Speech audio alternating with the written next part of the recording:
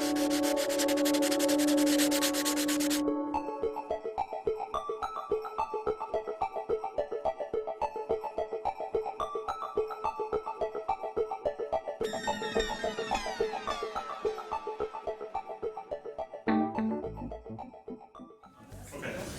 get going. Hi everyone, my name is Alex. I'm a partner at Rainmaking, and we were asked by the EU Commission to put this day together. It's actually a two-day program called the Tech All-Stars. This is a celebration more than anything. It's a recognition by the EU Commission that entrepreneurs are important for Europe and that there's some really cool things going on. And as part of this day, we were trying to figure out, how do we add value to the startups where they're here and the rest of the crowd, and we said, let's do a term sheet battle. So let me give you 30 seconds on that. So I run Startup Bootcamp. That's what I do as part of Rainmaking. And Brad Ferber is one of our mentors.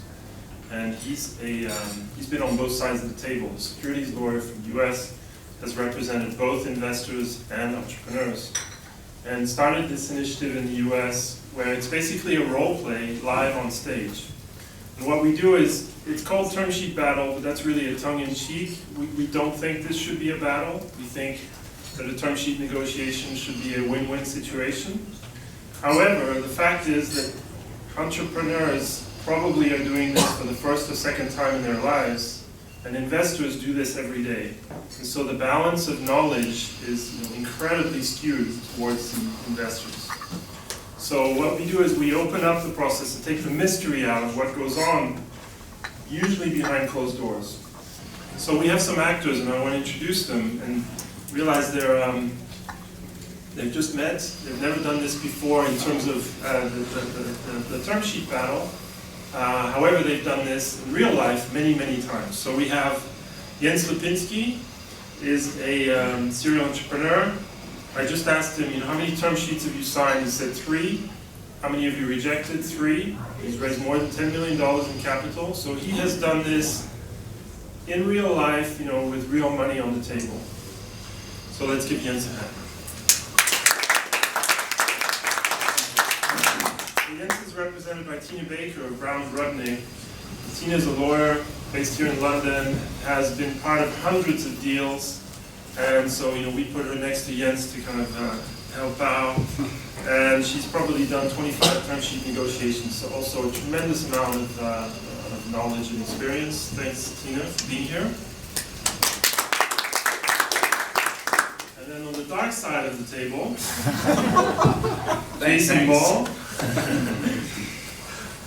from Qualcomm Ventures, so a corporate venture arm, previously with London Seed Capital, has probably done 15 or more term sheet negotiations. It's also, again, a tremendous amount of experience. Let's give Jason a hand. So the other thing I would just say is that there's a lot of work that's gone into organizing this, and the sponsors are listed up on the PowerPoint, but obviously this is the first time we've done a term sheet battle at the web. The web was kind enough to allow us to kind of piggyback Tech All-Stars, which we mentioned earlier, European Commission, the EU, Microsoft BizSpark, Rainmaking, Forward Labs, where Jens is from, Brown Rudnick, where Tina works, my firm, Area, and then lastly, Qualcomm Ventures. So those are the sponsors. As far as what we're going to be doing today, we have a case study. I don't know if everyone here had a chance to read it, but we did circulate the case study by email to everyone who registered. I'm going to guess, maybe you can raise your hand if you have read the term sheet. Could you raise your hand, anyone? No? And so that's what's kind of interesting about this one compared to, say, some of the others. There was nothing circulated. At least I didn't get them. I think all I can say is I believe an email went out through Eventbrite to everyone who registered. At least that's what I was informed. So I'm sorry if you didn't get it. In the past, when we've done these term sheet battles, it's been kind of a standalone program, and most of the people in the audience were able to view it. Obviously, it's going to be more helpful if you could view it afterwards. If you want, you can give me your card and I can circulate it. So in this case, let me just go through the case study. We've got a startup company. It's called Gaming Solutions IQ. It's a collection of localized cross-platform portals that form the core of an online and mobile game community, providing solutions to advertisers and publishers. The company has been able to bootstrap its way and has raised some angel capital, about 150,000 British pounds sterling. Everything here is going to be in British pounds sterling.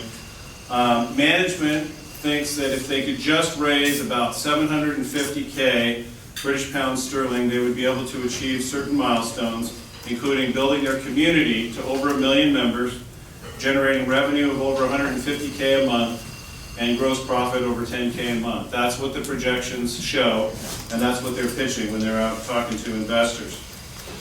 The company was originally organized as a BV under Dutch law. There's 3 co-founders, in this case, all European. Jens, who's from the UK, Simon, who's from Holland, and Luna from Denmark. They split the shares amongst themselves. For our purposes, what you need to know is there's 2.1 million shares outstanding. When they entered into a startup accelerator, one of the things that the Startup Accelerator asked them to do was to reincorporate in a different jurisdiction, and they did that, in this case, under Delaware. They also were able to, as I said, raise a little bit of angel capital, issued about 360,000 common shares, or basically 12% of the company. When they went to the accelerator demo day, the investor day, they put on a show. It was a great show, and there were a lot of investors interested. Ravenous Ventures, Jason was in attendance. He loved it. He invited him in. They met with the team, and they've come up with a term sheet that's been approved. And they presented that term sheet last week, June 15th on Friday. And now what we're going to do is move right into the mock negotiation. The idea here is that Jens has said, look, let's get together, talk about the term sheet. I'm going to bring my lawyer, Tina. Jason says, well, if you want to bring your lawyer, you can. Sometimes we do this without lawyers, but in any case, let's have the meeting. You can bring Tina along. Jason has decided that he can go solo. And so all we're going to do in this term sheet negotiation is talk about 11 issues. Again, sticking with the idea that it's a battle. We could say it's 11 rounds. And Jens, since you're the CEO, I'll let you take it from here. Jason, many thanks for the term sheets, much appreciated. Was really quite pleased to see that you're excited about the company, that you want to invest. First thing to say, we actually asked for 750,000. I've seen that you want to invest 1.5 million. That's obviously terrific. What's your thinking behind that? Well, I think that you're going to need a lot more money than what you've asked for to achieve what you're trying to do. And we want to make sure that you've got the runway that you require to meet your projections. Okay. Is that the kind of minimum amount of money that you're looking to put in? Well, we can put in more if you'd like. Oh, we can discuss that. Same percentage. Of course. No, but the question is, would you be happy to put less in, or is this the minimum amount where you say, look, if it is less than that, we can't really touch this company? Yeah, the thing is companies need about twice what they're asking for to begin with. So that's a great place to start. Frankly, I see 1,000 companies a year, and they're not successful, right? So I don't actually believe your projections at all, and I think you need a lot more money to do what you say you're going to do. Okay, fine. I'm happy to discuss taking more money off you. It's not a problem for me. One thing to say, that obviously this is a tranche. We can discuss this, but the combination of the tranche with the valuation that you're attaching to this really creates some serious problems for me, because it's actually a down round to my current angel investors. So what I would suggest instead, if that's okay with you, I'm happy to discuss the size of the option pool and so forth. But if we roll the option pool into the pre-money valuation, then I think it needs to be higher than 3 million. Or we can say, okay, the pre-money is 3 plus the option pool, and then you come on top. So let's stick to the the financing and the tranched component for, then we'll get to the option pool in a second. So, you know, $750K now is what you're asking for. Yeah. And, you know, we're proposing that we put that on the table. I believe in you, you've done a good job so far. In order to reach that million, you know, we think that you might need some more money to continue to grow the business before you can go out and raise a Series B. Yeah. So, you know, our thinking is, you know, give you that 750 now to get the ball rolling, and then when we hit some milestones, we inject another 750 to really keep the business moving. Thanks. Two questions. One is, if you think that the company needs more money to get where they need to go, I think the tranching is not a great idea. Because A, they may need that money then, according to what you say, to get to this million. And if they don't get to the million and you don't put the money in, it's really going to hurt the company to get another round of financing from somebody else. No. So if we don't need it, can you tell us why you think we should have that much? Look, the people in your company are the lifeblood of your business. If you don't incentivize them appropriately, how can you expect them to deliver results and make this business into the billion-dollar business that you've promised me it's going to be? I totally agree. And having said that, obviously we've already granted significant options to all existing staff. So the question is not how many more options do I grant, because they already have their options. The question is just what new employees do we need and how much equity do we need to incentivize them to do that correctly. And really this is largely driven by the need for a large option pool is largely driven by senior executives that you think that we might be needing. So it would be interesting to know how you think we're going to need to strengthen our team and how many staff you actually think we need to hire over the next 12 months, because they're not in your projections. we're not in my projections. I mean, the ramp-up plan it doesn't project for that many employees, so I'm not quite sure what I would actually do with all of those options. So what I'd like to see is everyone in the company, down to the secretary, incentivized. Okay. So we need a large option pool in order to take care of everyone that's on board currently, and then the new hires that you're going to be bringing on board. That's perfectly fine to train us again. Obviously, we're making all of this up as we go along. But I assume that's already happened, because otherwise I'm not quite sure where the other 10% of the company would have gone to. Yeah. So we've given away, you got 5% outstanding right now. I think what Jens is trying to say is that We've already allocated. yeah, I mean, I don't think, tell me what you think, Jens. I think we don't need more than 15% to do what you said. I think 20 is excessive. So good people don't come cheap. And to get the greatest talent into the business, you know, you're going to probably have to offer them a couple of extra percentage points. There are a number of competitors out there. The company is going to have to fight to get good talent, and we're going to have to deliver. You're not a greedy man, are you? But Jason, so you're not greedy either, are you? So none of us are greedy here, Jason. We're just trying to make a business. What we can do is we can put 500,000 in now. That will take care of immediate needs. If we then need to authorize more at a later date, I'm happy to discuss it with the board. Well, we can go ahead and authorize them now, and if they're ultimately not issued, then there's no impact to the cap table. Yeah, well, obviously, there will be an impact, because you will get issued your shares on the basis of what percentage we decide to allocate for the option pool now. it's called fully diluted. Yes, this is what it's called, fully diluted. So because obviously until we issue the options, Right. and obviously most of these granted options are unvested, so they have not been allocated. I mean, they have been allocated, but they have not been, shares haven't been issued, right? So effectively, I already have a significant part of that, because God knows who might actually leave in the company, and that's obviously going to go back to the business as well. So, Okay, we're going to take a time out here. And I'm going to ask people to sort of address, in the real world, I mean, what is sort of standard? Tina, I think you already addressed the ballpark, but are these options intended to go until there's a B round, or are they intended to go until there's an IPO? I mean, what's the idea of it? Well, the problem is, The problem with this, and I was about to say this, is that with each successive round, you often will see a top-up on the option pool. So if you're at 20 on a Series A round, where are you gonna go?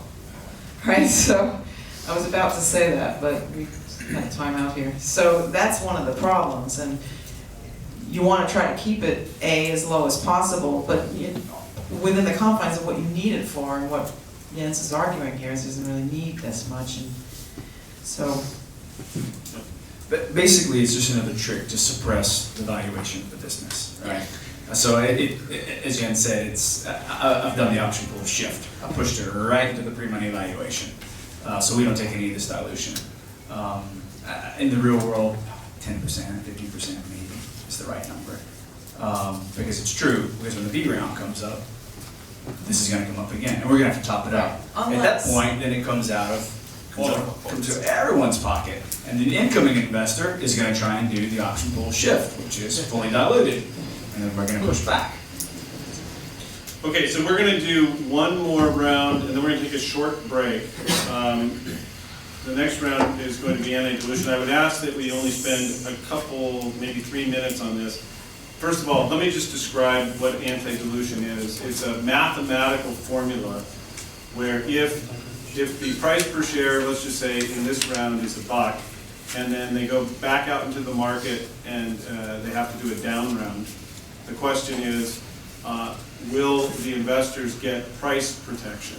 And there's really two kinds. There's full ratchet, which is they get the benefit of the new evaluation, which is 50 cents a share, which means they get twice as many shares. So basically, on a full ratchet, it comes out of the height of the common stockholder. Or is it based on a broad-based weighted average? So that's what it's about. Again, I'm going to push it back to you, Jens. What have we actually decided on this, Tina? We haven't decided. It's just what's been proposed is a broad-based weighted average. Well, I mean, I think we don't have much to discuss on this because that's acceptable. Yes. But the other thing is an economic issue. What is the voting issue? These are technical provisions. So if you don't think we need to negotiate, we don't need to. One thing I would point out, and I learned this as I've been running around Europe doing these term sheet battles, is that in certain countries, Sweden and Denmark, maybe Germany too, I think, the anti-dilution formula isn't just a mathematical calculation that impacts the conversion ratio. It actually results in the issuance of additional shares, and that becomes not just a pricing issue, it becomes actually a control issue, because there's more shares, more votes. That's what that's referring to. Yeah, so basically, there's a difference in the way this is treated in the US versus the rest of the world, in that what the US does is that you convert and your conversion ratio is adjusted. In the UK and in other countries in Europe, you don't do that. You issue additional shares so that you're holding what you would have held if you were in the US on an as converted basis. And part of the reason for that is most of the jurisdictions in Europe, you can only have 1 vote per share. So, but in the US, you can vote on an as converted basis. So if there's been an anti-dilution adjustment and you are actually going to get 1.5 shares of common stock for every share of preferred, you actually get 1.5 votes. Whereas that wouldn't happen in Europe. So that's kind of the way. And what's interesting too is that I represented a company that had a US holding company structure, but they were based here, and their investors were European, and we did a down round, and we presented them with a certificate. So here's your anti-dilution adjustment, this is what you're gonna get when you convert. And they were like, no, we want the shares. And I was like, oh, fuck. What do we do now? So we basically had to revise all the documents and change everything so that it all reflected them having more shares. So it's an interesting. Okay. So on this point though, as Darth Vader at Misadventures, since I've been so forgiving with all the terms, and we give you a much higher pre-money valuation, and I've now reduced my liquidation preference, actually we're going to have to throw out the broad-based weighted average, and I'm going to look for a full ratchet. Because there's a very real risk at a $5 million pre-money valuation that you're going to raise a down round and I'm gonna need full protection on that. Well, that's a toxic request.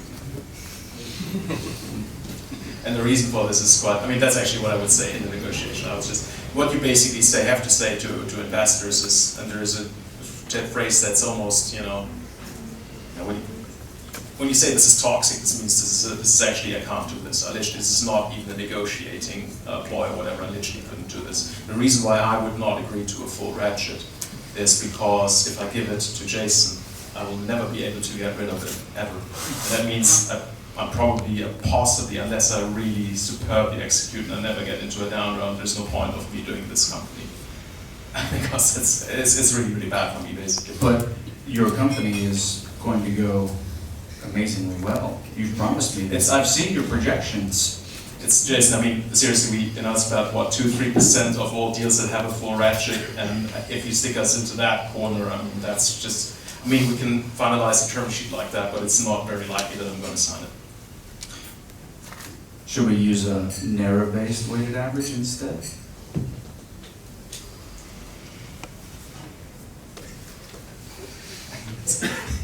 I was actually quite happy with the broad-based one. No, we were very happy with it. Tell you what, let's What happened to the venture and venture capital?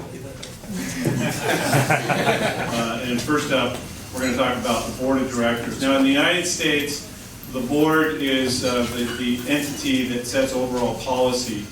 And typically in the United States, the CEO will serve on the board. In Europe, they have sometimes these two different kinds of boards. You'll have executive management boards, and then you'll have non-executive boards. And it's important to understand that there are distinctions. But with that, I'm going to turn it over again to Jens and to Tina. First up, Jason, you said you want to have 5 directors on the board. I would much prefer that to be 3, if that's okay with you, because if we do 5 now, at a potential next round would be 7. That would be huge. So I think we can operate. I'd be delighted to have you on the board. I think we can work much more effectively if we had just 3 people. I think we could move much faster. Who are the 3 directors that you're proposing? 3 board members? Well, so we obviously we would have you, we would have me as a representative of the founders and as a CEO, and then we can decide on who the 3rd is going to be. Yeah, actually, I think that's probably the best approach. Keep it small, keep it tight. As long as we have an odd number, we're golden. Okay, that's fine.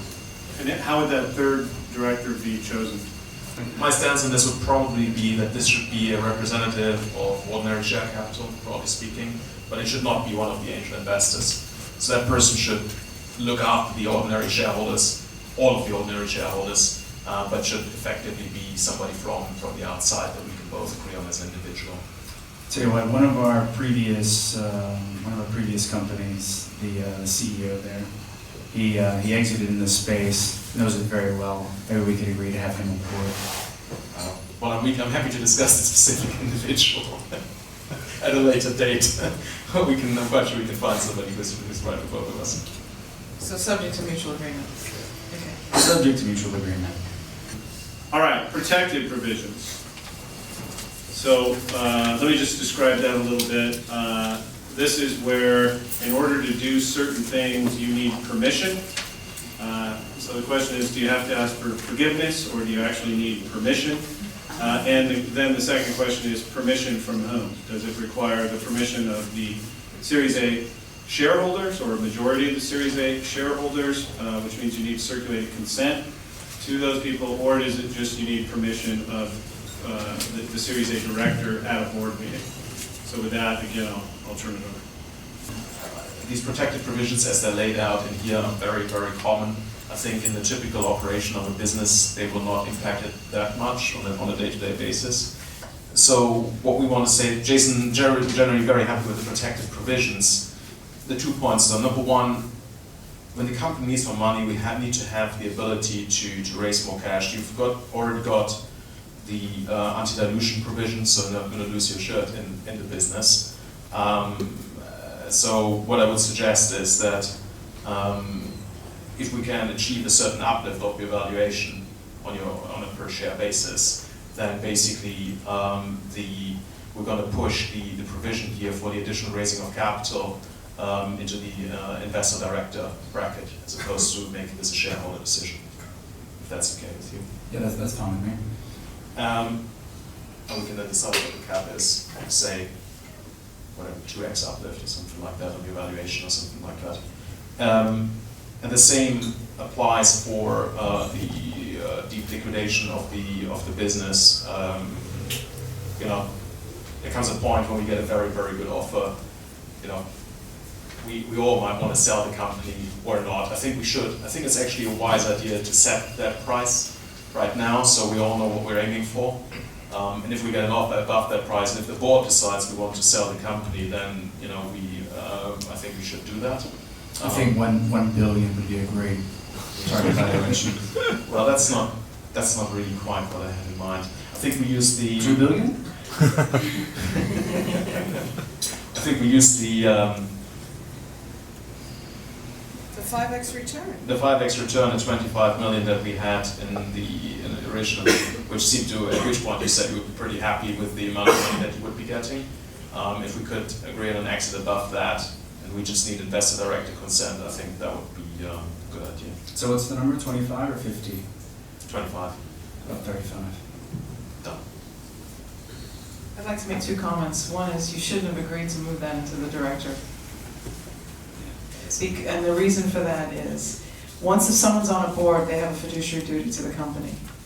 And so if the funding round is really in the best interest of the company, the shareholder doesn't actually have any obligation to approve it, but the board does. So he's actually screwed himself by doing that, because now he's got to agree to it, which is good. So it's good for us. Because I can't resign from the board Right. and still vote as a board member. Right.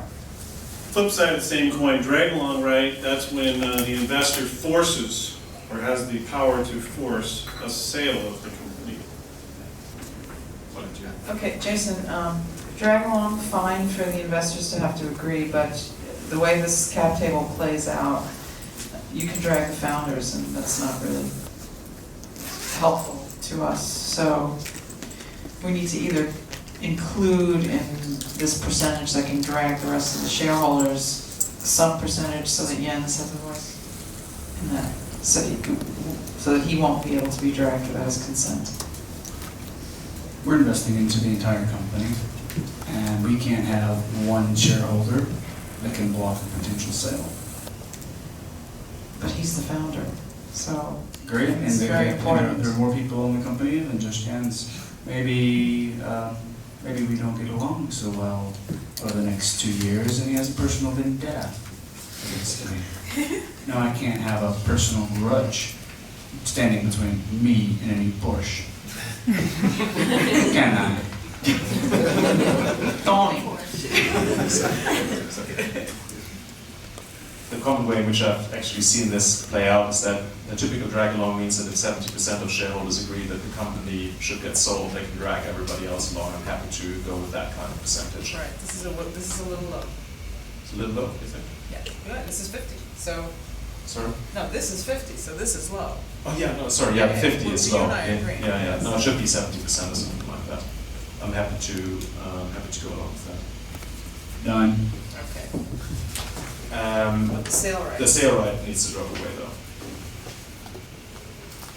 That basically means you can just send us a letter saying, please sell the company, and we say, okay, we do it now.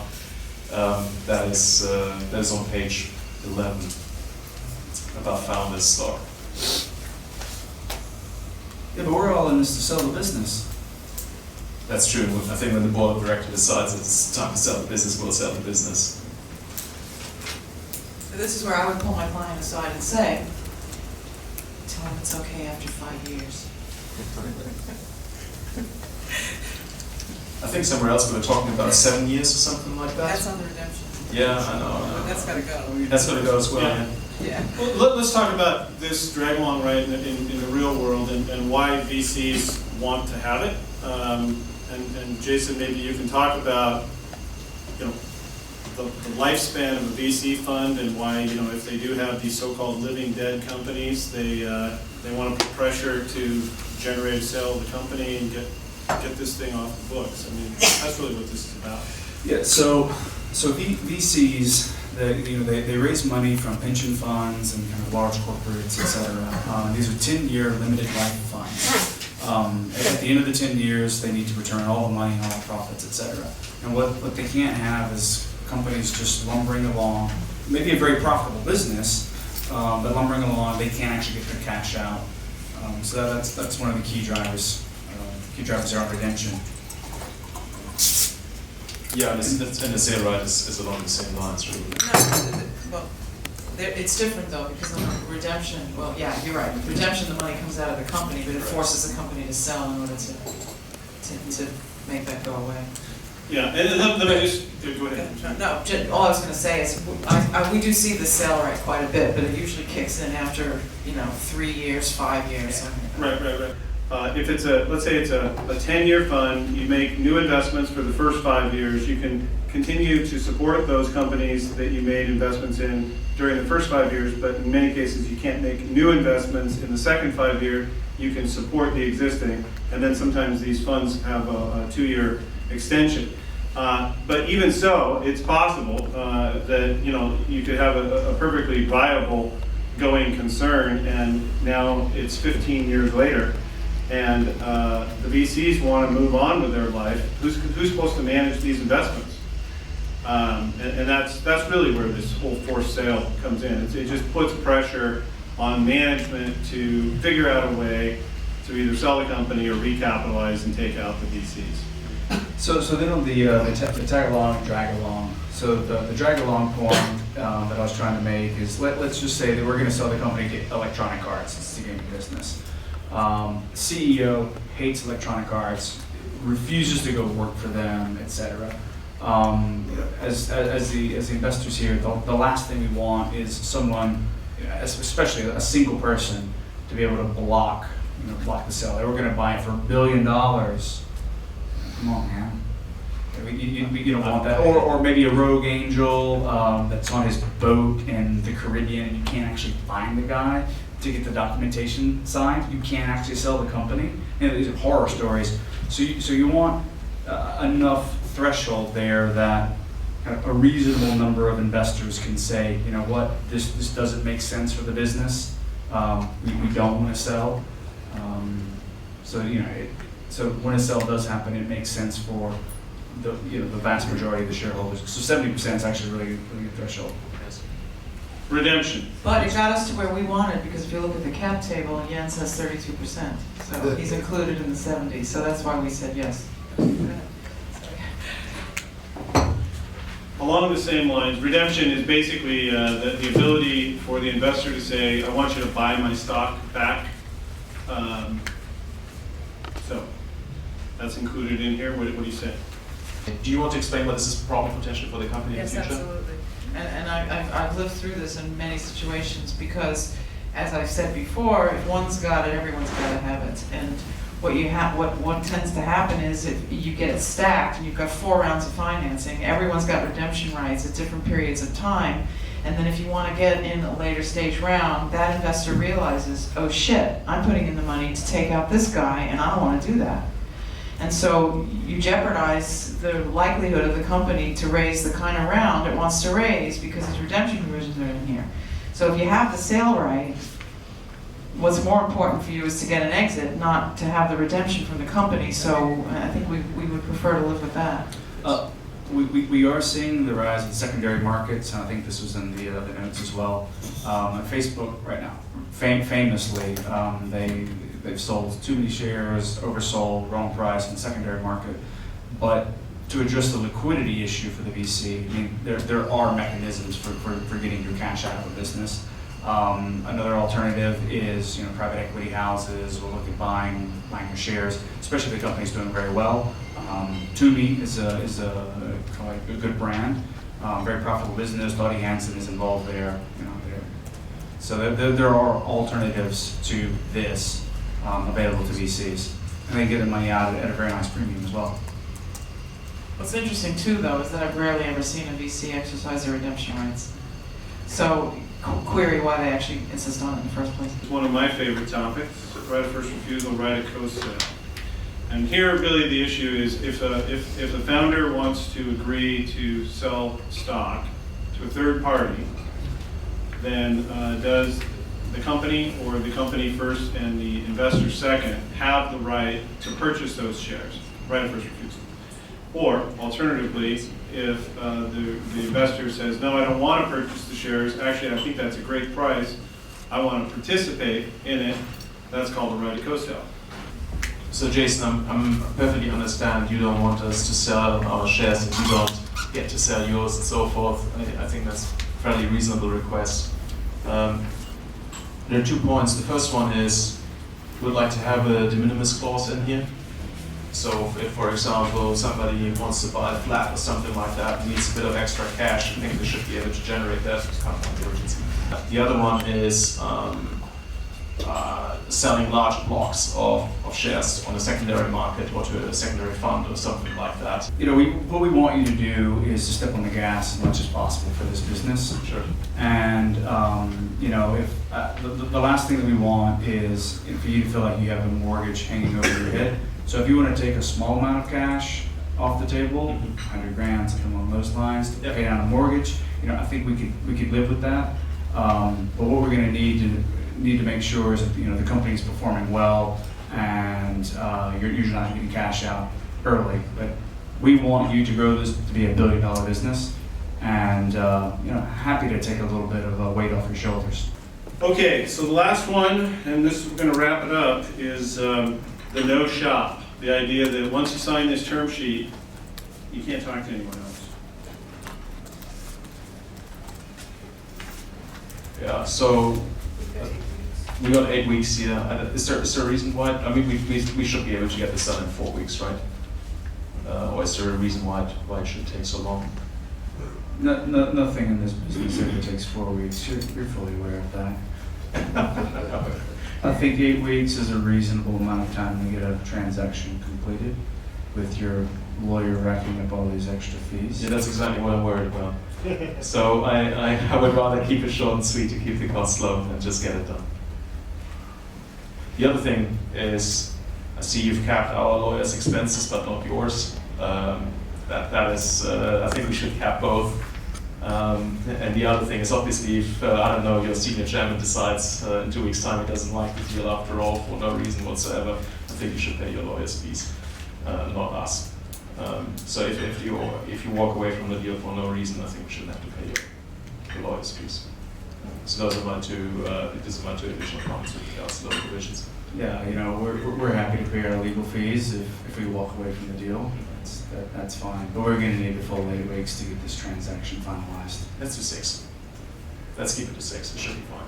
Has never taken me longer than that. Agreed. You handled it, Jens. You didn't need me.